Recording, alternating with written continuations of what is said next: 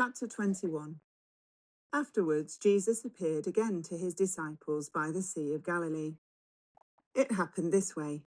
Simon Peter, Thomas, also known as Didymus, Nathanael from Cana in Galilee, the sons of Zebedee, and 2 other disciples were together. "I'm going out to fish," Simon Peter told them, and they said, "We'll go with you." So they went out and got into the boat. But that night they caught nothing. Early in the morning, Jesus stood on the shore, but the disciples did not realize that it was Jesus. He called out to them, "Friends, haven't you any fish?" "No," they answered. He said, "Throw your net on the right side of the boat, and you will find some." When they did, they were unable to haul the net in because of the large number of fish. Then the disciple whom Jesus loved said to Peter, "It is the Lord." As soon as Simon Peter heard him say, "It is the Lord," he wrapped his outer garment round him, for he had taken it off, and jumped into the water. The other disciples followed in the boat, towing the net full of fish, for they were not that far from shore, about 100 meters. When they landed, they saw a fire of burning coals there, with fish on it, and some bread. Jesus said to them, "Bring some of the fish you have just caught."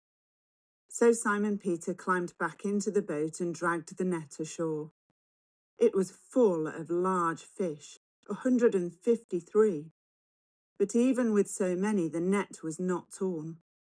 Jesus said to them, "Come and have breakfast." None of the disciples dared ask him, "Who are you?" They knew it was the Lord. Jesus came, took the bread and gave it to them, and did the same with the fish. This was now the 3rd time Jesus appeared to his disciples after he was raised from the dead. When they had finished eating, Jesus said to Simon Peter, "Simon, son of John, do you love me more than these?" "Yes, Lord," he said. "You know that I love you." Jesus said, "Feed my lambs." Again, Jesus said, "Simon, son of John, do you love me?"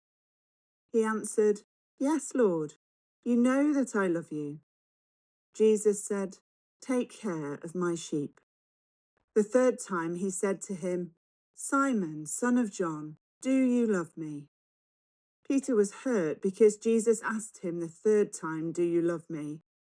He said, "Lord, you know all things. You know that I love you." Jesus said, "Feed my sheep. Very truly I tell you, when you were younger you dressed yourself and went where you wanted.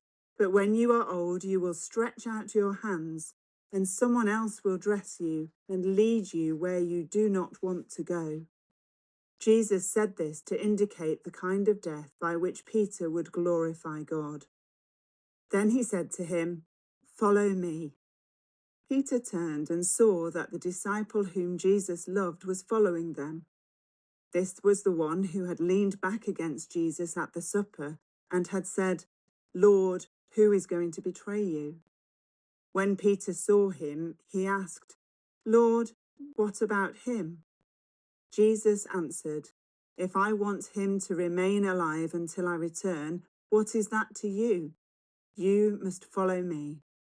Because of this, the rumor spread among the believers that this disciple would not die. But Jesus did not say that he would not die. He only said, "If I want him to remain alive until I return, what is that to you?" This is the disciple who testifies to these things and who wrote them down. We know that his testimony is true. Jesus did many other things as well.